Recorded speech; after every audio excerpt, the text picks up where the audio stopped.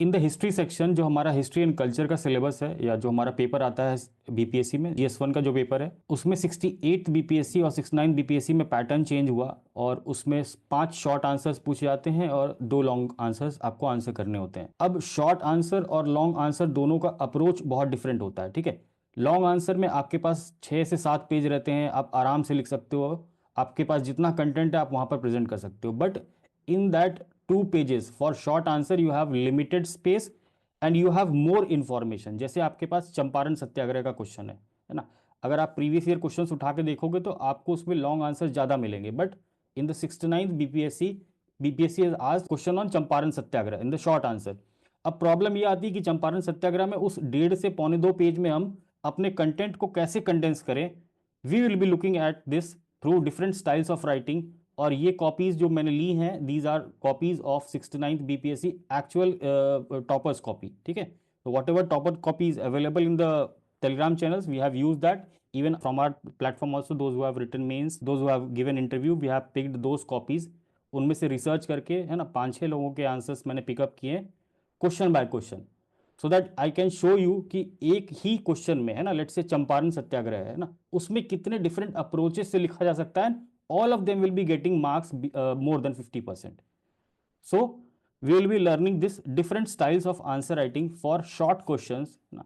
69 BPSC के सारे questions हमने उठाए हैं पांचों, विच आर गिवन हियर, है ना, आपके रेफरेंस के लिए ये यहाँ पर दिया हुआ इंडियन काउंसिल एक्ट 1892। सो जब इस क्वेश्चन को देखेंगे तो विल लर्न कि ये एक्ट्स वाले क्वेश्चंस को हम कैसे एड्रेस कर सकते हैं अपने 70th बीपीएससी के एग्जाम में। देन संथाल अपराइजिंग, है ना, पहले आप क्वेश्चंस देखोगे तो संथाल अपराइजिंग से भी लॉन्ग लॉन्ग क्वेश्चंस पूछे गए। सो अगेन कैसे समराइज करें इसको इन शॉर्ट, 1.5 से 2 पन्ने में। Champaran Satyagraha, art and architecture of modern period. अब इसमें तो सबकी प्रैक्टिस होती है कि 5 पन्ना 6 पन्ना लिखे जा रहे हैं ना, just for page filling, and the content is so huge कि आप इसमें कितना भी लिख सकते हो ना, 10 पेज तक भी जा सकते हो। But condensing the major information, और जो इंपॉर्टेंट इंफॉर्मेशन है मॉडर्न आर्ट एंड आर्किटेक्चर से रिलेटेड, वो 1.5 पन्ने या 2 पन्ने में हम कैसे करें, will see the through examples. Then comes cave painting of eastern India in ancient period. ये तो ये पांचों क्वेश्चंस को हम एक एक करके देखते हैं, starting with the Santhal uprising, ठीक है। तो ये 2 कॉपीज साइड बाय साइड लगी हैं, दो दो कॉपीज हैं, ये रैंक 10 की कॉपी है and she has given interview, ठीक। Will see, will read the introduction part first, है ना। सबसे पहले इंट्रोडक्शन देखते हैं। It's she has written Santhal uprising took place in Chota Nagpur region in 1856 under the leadership of Sidho and Kanho. अब जब कोई भी इंट्रोडक्शन लिखना है, सबसे पहली बात ध्यान रखनी है कि 3 से 4 लाइन के अंदर इंट्रोडक्शन खत्म हो जाना चाहिए शॉर्ट आंसर्स का। सो यू सी, 1 2 3 4, ठीक है। इधर भी देख लेते हैं, 1 2 3 4, मैक्सिमम 4 लाइन शॉर्ट आंसर्स के लिए इंट्रोडक्शन इज सफिशियंट। उससे ज्यादा फिर आपको बाकी चीजों के लिए स्पेस नहीं मिलेगा। सो इस बात का सबसे पहले ध्यान रखेंगे जब हम कोई भी टॉपिक प्रिपेयर कर रहे हो ना, when you are preparing notes for some topic, you just remember कि मेरे को 3 से 4 लाइन का एक इंट्रोडक्शन चाहिए फॉर शॉर्ट आंसर, और 5 से 6 लाइन का एक इंट्रोडक्शन चाहिए for a long answer. So similarly अगर संथाल अपराइजिंग में एक लॉन्ग आंसर आ रहा है तो आपके पास एक रेडीमेड 6 लाइन का इंट्रोडक्शन पहले से प्रिपेयर होना चाहिए, और एक शॉर्ट के लिए भी प्रिपेयर होना चाहिए जो आपको बिल्कुल याद हो और आप जाके एग्जाम में सीधे वहीं से स्टार्ट करें। एग्जाम में जाके आपको सोचना नहीं है। So first thing about introduction. दूसरी चीज की इंट्रोडक्शन में डालना क्या है ना, इट्स वेरी इंपॉर्टेंट कि हम क्या चीज डाल रहे हैं ना। लिखने की कहानी आप कुछ भी लिख सकते हो ना, 4 लाइन लिखना कोई बड़ी बात नहीं है, आप कुछ भी लिख दोगे संथाल रेबेलियन के बारे में। बट हमको क्या लिखना है, दिस इज इंपॉर्टेंट। सी, छोटा नागपुर रीजन, क्या बताया कि किस रीजन में है ना, इंपॉर्टेंट थिंग। डेट बताया, इंपॉर्टेंट फैक्ट, है ना। लीडरशिप बताया, again an important fact. So she has written 3 important facts in this introduction. Simple introduction है but relevant facts are there ना। Santhal uprising took place in Chota Nagpur region in 1856 under the leadership of this. बहुत simple, बहुत relevant introduction है, ठीक। Then comes causes of Santhal revolt.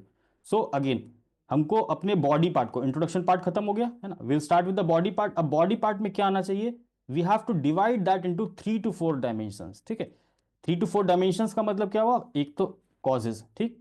Causes हो गया किसी भी रेबेलियन, है ना, आप सोचो कि कोई भी रेबेलियन हो रहा है, उसका क्या होता है, कुछ इंपॉर्टेंट कॉज होता है, कोई प्रेसिपिटेटिंग फैक्टर्स होते हैं जिसकी वजह से वो आंदोलन हुआ, ठीक है। सो कॉजेज की बात करेंगे।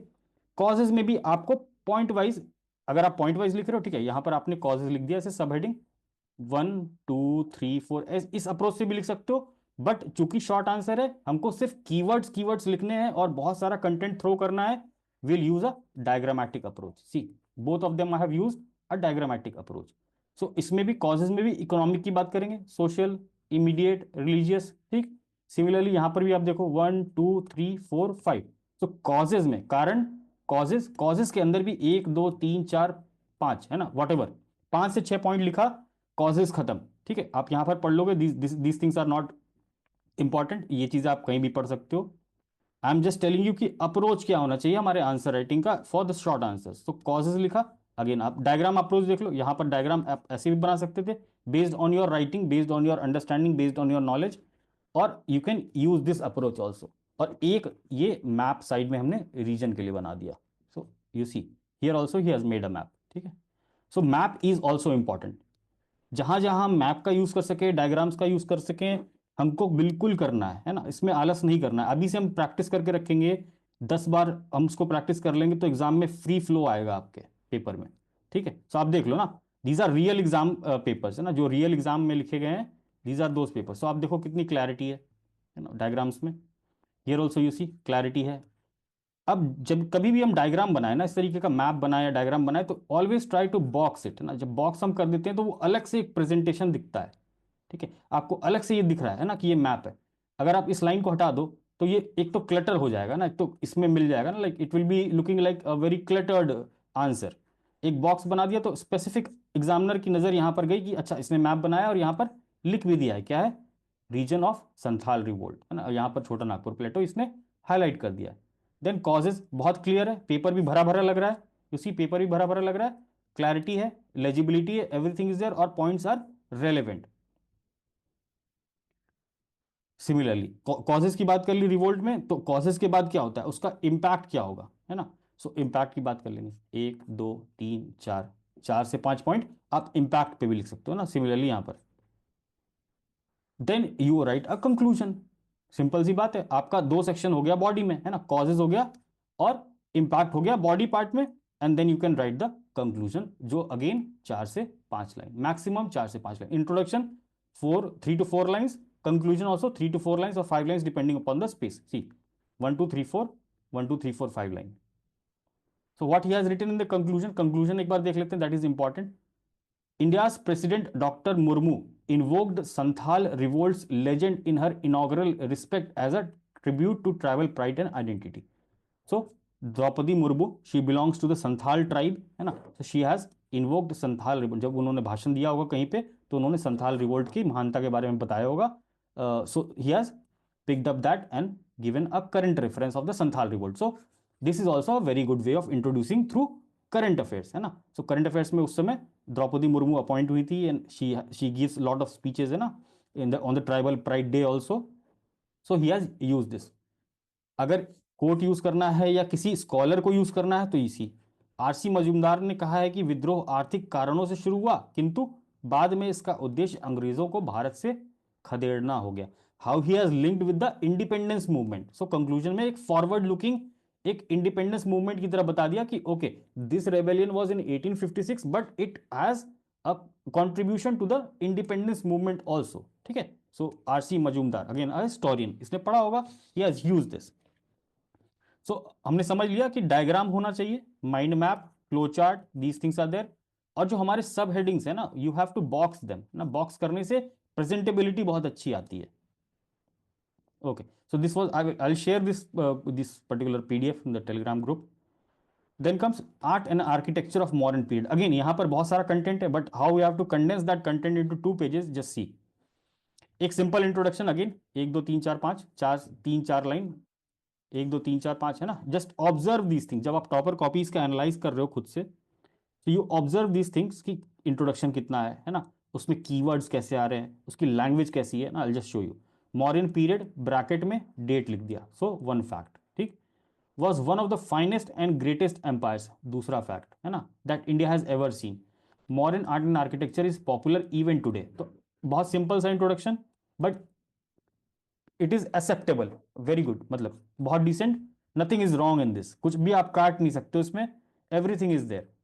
प्राचीन काल से चली आ रही बिहार की कला परंपरा, मौर्य कला ने नवीनतम और सुदृढ़ता को जोड़ा, जिससे यह और अधिक व्यापक स्तर पर भारत में फैला। So simple introduction. Now see, how it is presented, यहाँ पर जो ये डायग्राम है how it is presented, very simple, ये तो सबको पता ही है। अब इसको अगर मैं बॉक्स कर दूं तो you see how it will B presentable, बहुत अच्छा लगेगा है ना, इट विल बी डिफरेंट, यहाँ पर एक बॉक्स कर दिया तो। सिमिलरली यहाँ पर आप देखो सेम, यहाँ पर भी राजश्रय लोक कला है ना। अब यहाँ पर मौर्य कला, मौर्य काल की कला को he has used timeline approach. So जो हमारा रॉयल रॉयल पेट्रोनेज या कोर्ट आर्ट कहते हैं, he has divided according to the ruler है ना। चंद्रगुप्त कालीन में राजप्रसाद कुमरहार, ठीक है, so this was the architecture during his period. फिर अशोक कालीन स्तंभ स्तूप चैत्य विहार, दशरथ कालीन गुफा विहार। So he has followed a ruler based approach है ना। सो रूलर के टाइमलाइन के हिसाब से ही हैज मेंशन थिंग। लोक कला, पशु आकृति और मानव मूर्तियां यक्ष यक्षिणी स्तंभ के ऊपर, ठीक है। So again this is a very good approach. Diagram से बता दिया, एक पेज फिल हो गया।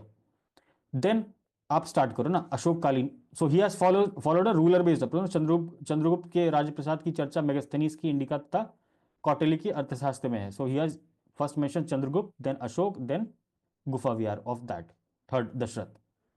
तो अशोक कालीन में अब स्तंभ को एक्सप्लेन करना है तो इसने क्या लिया, क मतलब वन, स्तंभ गुड गवर्नेंस एवं धर्म के प्रसार हेतु निर्मित है ना। तो पर्पस बता दिया कि किस पर्पस के लिए निर्मित था, और एक यहां पर डायग्राम। स्तूप बौद्ध धर्म का पवित्र स्थल है ना, एक छोटा सा डायग्राम। विहार पाटलिपुत्र से प्राप्त अशोक कालीन है ना, दशरथ कालीन।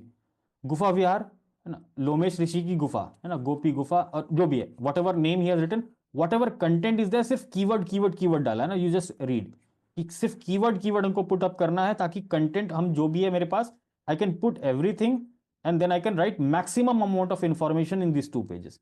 सिमिलरली लोक कला है ना, स्तंभों के ऊपर पशु आकृति, रामपुरवा बैल है ना, whatever. Then a 2 line conclusion. Maurya कला की महत्वता इस बात से समझी जाती है कि भारत का राज्य चिन्ह इसी पर लिया गया है ना, भारत का राज्य चिन्ह। सो अगेन थोड़ा सा सिग्निफिकेंस बताएंगे ना, उस particular modern art and architecture का सिग्निफिकेंस भी बता देंगे अपने कंक्लूजन के थ्रू। Now see here this English one, यहां तक बता दिया मैंने basic, everyone knows this thing. Then court art, पहला वाला कोर्ट आर्ट, यहां पर कोर्ट आर्ट लिखा, this is a very common approach. Palaces example, अब पैलेसेस करके यहां पैलेसेस का डिस्क्रिप्शन नहीं देंगे, ठीक है, सिर्फ पैलेसेस का नाम बताएंगे। The wooden palace build by Chandragupta Maurya at Kumhrar in Patna, ये भी लिख सकते हैं, या पैलेसेस में सिर्फ लिखेंगे वुडन पैलेसेस कुम्हरार है ना। यूनिक यूनिक यूनिक एस्पेक्ट इसमें क्या था, पिलर था और वो सब चीजें थी, तो इसके फीचर्स थे वो बता दो यहाँ पर, बस 3-4 पॉइंट में, 1 2 3 4 पैलेसेस। ये अप्रोच भी कर सकते हैं, ठीक है। Stupas, stupas were build to store the relics of Buddha, किस लिए, बस पर्पस बता दिया कि किस लिए बिल्ड किया था, रिलिक्स ऑफ बुद्धा, ठीक है। एग्जाम्पल सांची केसरिया है ना, diagram front view, sorry this is front view, this is top view. तो सारी चीजें आ गई, छतरी आ गई, रेलिक आ गया, अंडा आ गया, तोरान आ गया, प्रदक्षिणा पथ आ गया। सो कितने छोटे से स्पेस में कितने क्लैरिटी के साथ डायग्राम बना। अगेन इस डायग्राम को भी क्या कर सकते थे, छोटा सा बॉक्स बना सकते थे। Pillars, these were mostly made of great, made by great Ashoka that carried the message of Dhamma. So basically core purpose बता दिया पिलर का क्या है। अब इसमें आप ये चीज भी बता सकते हो ऑब्वियसली कि मोनोलिथ था और ये था वो था ना, लोटस अबैकस, लेकिन उस चीज को हम मैप से बता दिए। उतनी कहानी को लिखने की जगह हमने उस आर्किटेक्चर को मैप में दिखा दिया ना, जस्ट ऑब्जर्व दीज थिंग्स। और यहां पर जो लिखना था, I have shown the significance, और यहां पर एग्जाम्पल भी डाल दिए। तो हाउ मेनी थिंग्स, पिलर में आप देखो इतने छोटे से स्पेस में डायग्राम भी आ गया, सिग्निफिकेंस भी बता दिया, या उसका पर्पस भी बता दिया, और एग्जाम्पल्स भी डाल दिए। सेम पॉपुलर आर्ट, तो ऑलमोस्ट आपके पॉपुलर आर्ट की एवरीथिंग इज कंप्लीटेड हियर। और 2 पन्ना पूरा भरा भरा भी लग रहा है और कंप्लीट भी लग रहा है ना। कंप्लीट मतलब कि you have touch every aspect है ना, आपने एग्जाम्पल भी दिया, आपने डायग्राम भी बनाया है ना, आपने उसका सिग्निफिकेंस भी बताया। So see how content rich is the answer. कोई भी चीज परफेक्ट नहीं होती, बट हमको उसको इतना कंटेंट दे देना एग्जामिनर को कि he gets satisfied and he gives you more than 50% marks है ना। अगर 8 मार्क्स का है तो 4 4.5 5 मिल जाए आपको, और 7 का है तो 3.5 मिल जाए, 3.5 4 मार्क्स मिल जाए। So this is modern art and architecture. Similarly एक और आंसर बहुत अच्छा मिला था है ना, यू सी दिस ऑल्सो। इसमें इंट्रोड्यूस अगेन 3 से 4 लाइन पहले बता दिया है ना, these are standard things you remember है ना। अब आगे से जो भी आप प्रैक्टिस करोगे डेली आंसर राइटिंग में भी हमारे पास, और जो टेस्ट भी दोगे है ना, so just remember these things. Modern art flourished during the 3rd and 1st century। Again time की बात कर ली, टाइमलाइन बता दिया, वेरी इंपॉर्टेंट, टाइमलाइन बताना जरूरी है, वरना एग्जामिनर को कैसे पता चलेगा कि मॉडर्न पीरियड का टाइमलाइन क्या था, है ना। तो वेरी इंपॉर्टेंट।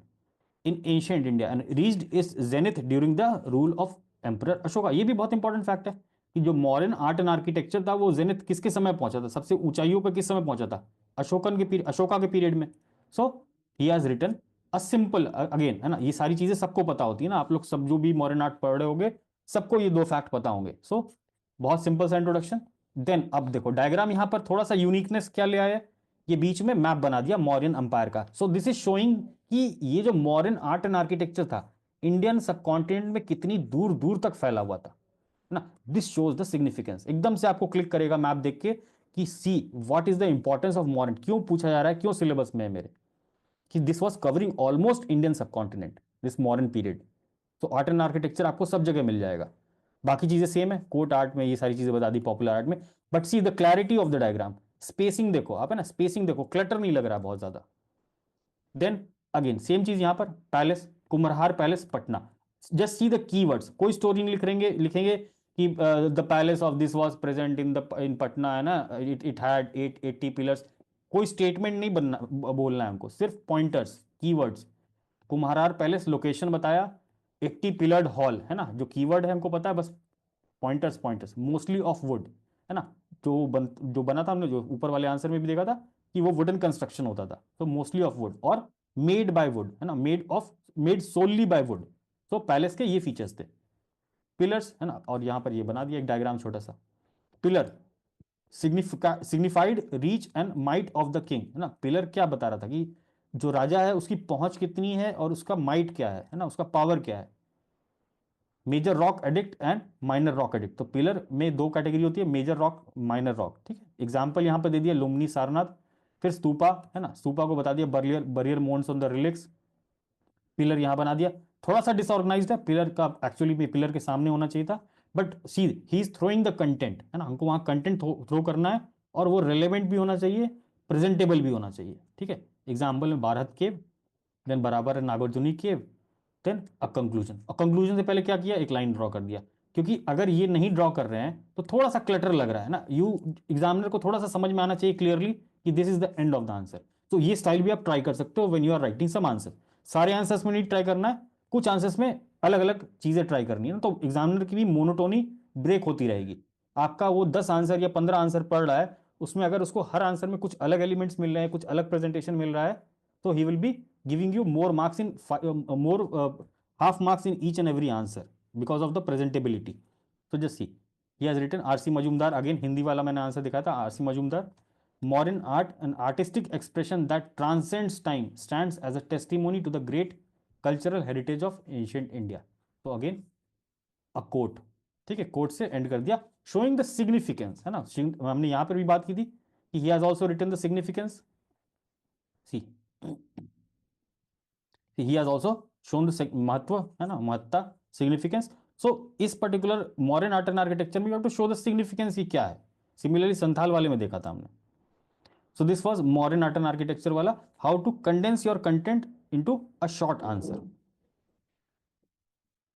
देन चंपारण, इसमें भी बहुत समस्या आती है ना, चंपारण में भी क्या करें ना, बहुत सारा कंटेंट है। अगेन यहां पर भी सेम चीज ऑर्गेनाइज करनी है, इंट्रोडक्शन, बॉडी, बॉडी में भी डायमेंशंस, और then a conclusion. So introduction simple, Champaran satyagraha was first Gandhian satyagraha on Indian land. It was launched in 1917 ना, in बिहार, ठीक है, what ever it is well known ना। चंपारण बिहार, वही प्रीलिम्स वाला मजाक हो जाएगा कि चंपारण सत्याग्रह को किसने स्टार्ट किया था, इस बार प्रीलिम्स में क्वेश्चन आया है। So again very simple simple introduction है, 2-3 लाइन का। सेम यहां पर भी देख लेते हैं, चंपारण सत्याग्रह वॉज अ पीजेंट मूवमेंट। अब शी हैज टोल्ड कि चंपारण सत्याग्रह था क्या, एक पीजेंट मूवमेंट था। अब किसको पता ट्राइबल मूवमेंट है, पीजेंट मूवमेंट है, कौन सा मूवमेंट है। तो शी हैज क्लैरिफाइड कि चंपारण सत्याग्रह क्या है, पीजेंट मूवमेंट था, 1917 में हुआ, चंपारण डिस्ट्रिक्ट ऑफ बिहार में हुआ, है ना, किसके द्वारा हुआ, बाय इंडिगो फार्मर्स। सो कितने सारे कीवर्ड्स, 1, 2, 3 और 4। सो this is a better introduction, है ना, इसमें ज्यादा बातें आ गई आपकी, ज्यादा इंफॉर्मेशन आ गया, जो बेसिक इंफॉर्मेशन चाहिए है बताने को एग्जामिनर को, she has written everything, but here few things are missing. Then causes, obviously Satyagraha है तो किस चीज के लिए कर रहे हैं भैया, अभी शिक्षा सत्याग्रह चल रहा है बिहार में, तो वो किस चीज के लिए चल रहा है, आप 70th बीपीएससी के री एग्जाम के लिए चल रहा है, रिफॉर्म्स के लिए चल रहा है, ठीक है। सो अगेन कॉजेज 1 2 3 4, ठीक है, जितना भी आपको है ना 1 2 3 है ना, इसमें भी और 5, ठीक। सो कॉजेज, प्रेजेंटेशन का तरीका आप देख सकते हो ना, ऐसे बॉक्स करके भी कर सकते हैं, इस तरीके से भी कर सकते हैं ना, whatever is comfortable to you, लेकिन कीवर्ड्स लिखने हैं। आप देखो कॉजेज में क्या लिखा, poverty and indebtedness of rewards, गरीबी और कर्जदारी जो भी होती है ना, फोर्स्ड कल्टीवेशन ऑफ इंडिगो। अब इसमें पूरी स्टेटमेंट नहीं लिखेंगे कि ये कहानी हुई, जर्मन डाई को रिप्लेस किया तो ये हुआ तो वो हुआ, वो हम लॉन्ग आंसर्स में लिखेंगे, शॉर्ट में नहीं लिखेंगे। ये हम सिर्फ कीवर्ड्स को यूज करेंगे। Forced cultivation of indigo, loss of fertility of soil in indigo cultivation, repression of soil by planters, ठीक है, European planters. So he has written basic points, है ना, सबको पता है, सबने जो भी पढ़ा है चंपारण सबको पता होना चाहिए। अब how she has written, force by British to grow indigo on plantation. ये थोड़ा सा ज्यादा स्पेसिफिक लग रहा है चंपारण सत्याग्रह से, है ना, कि उनको फोर्स किया गया ब्रिटिशर्स द्वारा कि आप इंडिगो यहां पर प्लांट करो, 3 kathia system. Economic, exploitation by the zamindars, ये भी पार्ट था ना, not getting effective price for indigo due to introduction of synthetic dye. देखो दिस इज द कीवर्ड, तो main cause she has written introduction of synthetic dye, German synthetic dye, growing hunger among the plantation workers and their families, so this was also कॉरण, गरीबी भुखमरी, ठीक है। So whatever causes, 5 6 causes हैं, हम पहले से प्रिपेयर करके रखेंगे, और how to write is this way, है ना, डायग्रामेटिक अप्रोच और कीवर्ड्स। देन कॉजेज हो गया, तो दूसरा सब हेडिंग क्या आ गया बॉडी पार्ट में, इंपैक्ट, है ना, सिमिलरली इंपैक्ट। तो अगेन इंपैक्ट में 1 2 3 4 5 जितने भी पॉइंट है, सो आप देखो कॉजेज में 4 पॉइंट, इंपैक्ट में 4 पॉइंट, 8 पॉइंट ना, 8 मार्कर क्वेश्चन के लिए अगर आप 8 पॉइंट लिख रहे हो, एक इंट्रोडक्शन डिसेंट लिख रहे हो, कंक्लूजन लिख रहे हो, तो आपको 50% मार्क्स आराम से मिलेंगे और मोर देन एवरेज मिलेगा। So just remember the presentation. देखो ये प्रेजेंटेशन देखने में भी कितना अच्छा लग रहा है ना, एग्जामिनर को स्ट्रेस भी नहीं आएगा अगर आप है ना बिल्कुल ऐसे पैराग्राफ स्टाइल में लिखोगे, तो it will be stressful for the examiner, but if you are writing in a diagrammatic way, it will be more easy for the examiner to understand and give you more marks compare to others, है ना, जो बाकी लोग लिखेंगे, you will be more smarter and getting more marks. So what she has written, impact, introduction of Gandhi to the national movement of India, very important, है ना, prelims में भी पढ़ा होगा आपने कि इस मूवमेंट के बाद गांधी जी क्या बन गए, नेशनल लीडर बन गए, और पीजेंट मूवमेंट क्या हो गया, नेशनल मूवमेंट में इंटीग्रेट हो गया। So first civil disobedience movement in India saw the emergence of satyagraha as a technique for revolt and protest, inspiration for future movements like Ahmedabad and Kheda satyagraha, obviously, है ना, केक के बारे में पढ़ा होगा, चंपारण अहमदाबाद खेड़ा, है ना, सो चंपारण पहले हुआ, सो वो इंस्पायर भी किया खेड़ा और उस मूवमेंट को।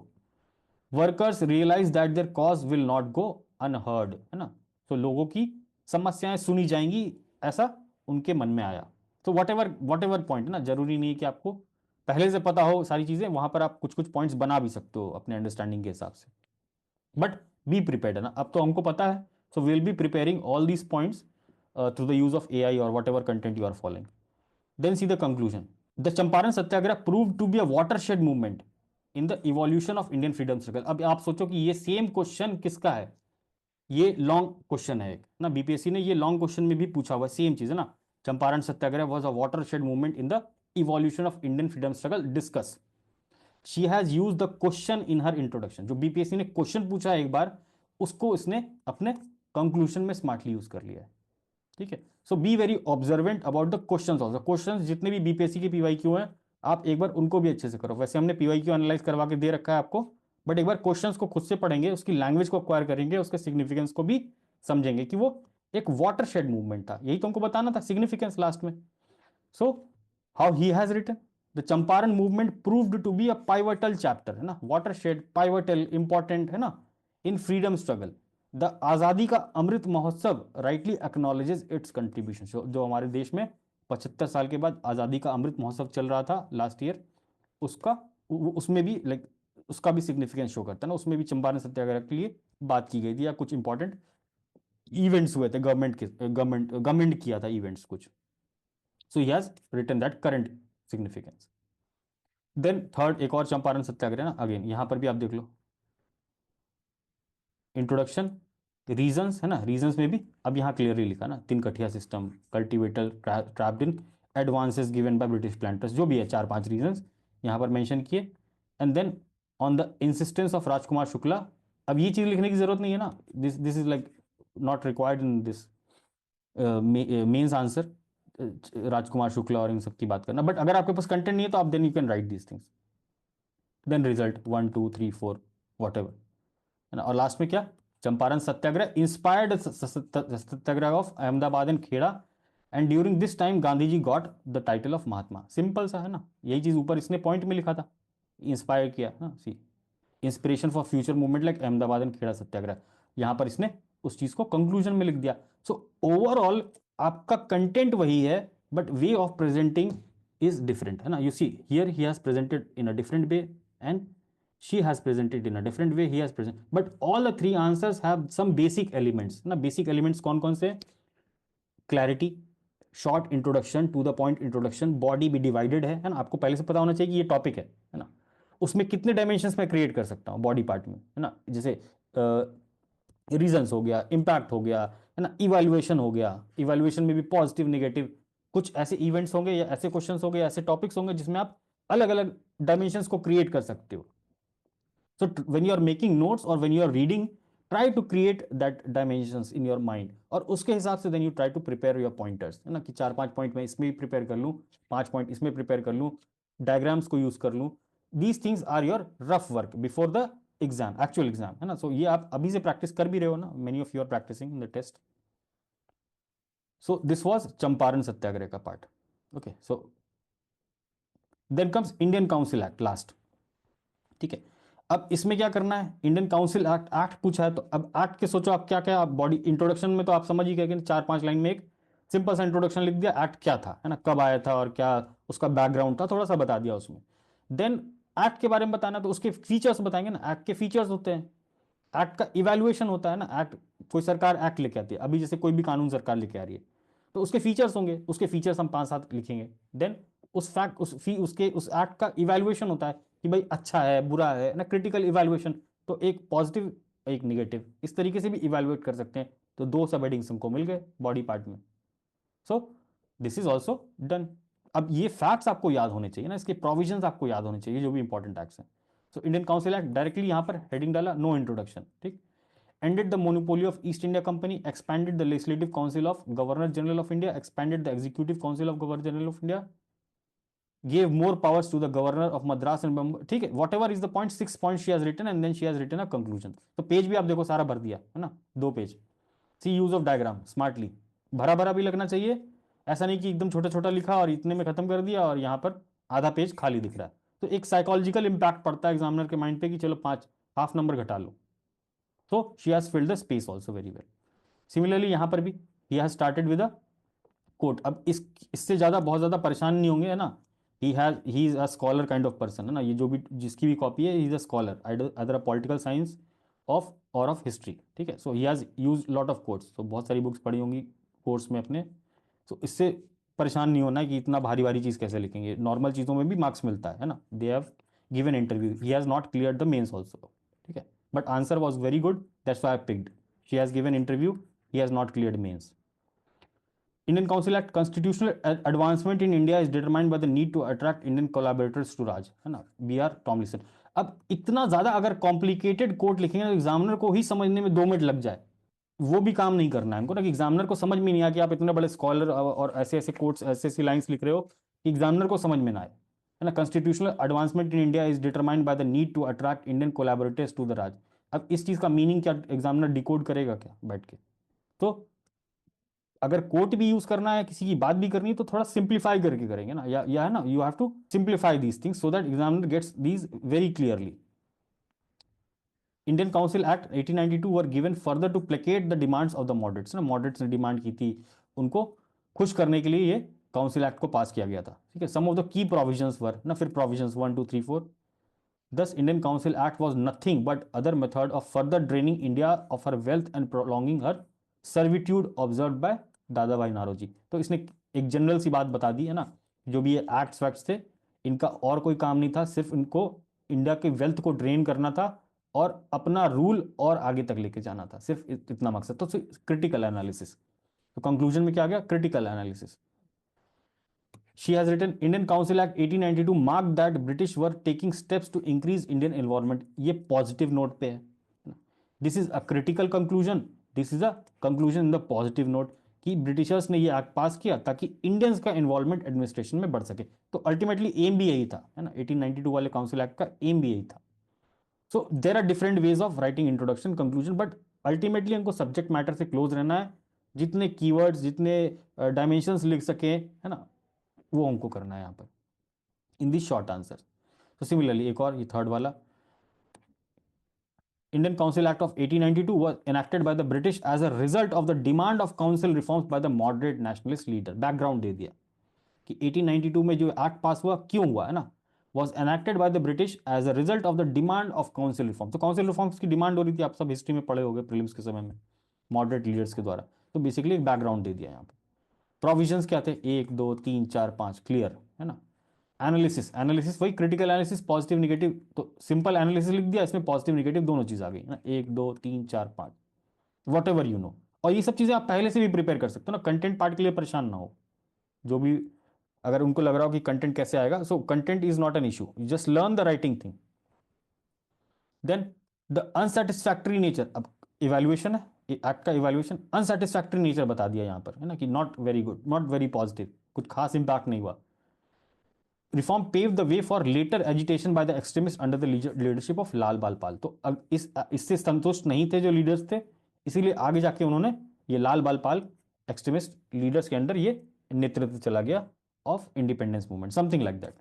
सो अगेन कुछ भी रेलेवेंट लिखा, कुछ भी कंटेक्स्ट में लिखा, है ना, नॉट कि रैंडमली कुछ भी लिख दिया ना कि 1892 एक्ट वाज दिस, है ना। एक थोड़ा सा क्रिटिकल इवैल्यूएशन भी दिया, एक पॉजिटिव नोट पे आपको लिखना है वो भी लिख सकते हो, वो आपकी इच्छा है कि आप इस एक्ट को कैसे देखते हो। You have to put your view point.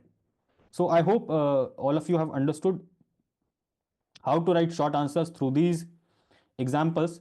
तो अप्रोच यही था कि आपको सिखा दूं कि क्या इसमें लिखना है और क्या नहीं लिखना है, कैसे प्रेजेंट करना है, ये समझना जरूरी है, माइंडसेट को समझना जरूरी है।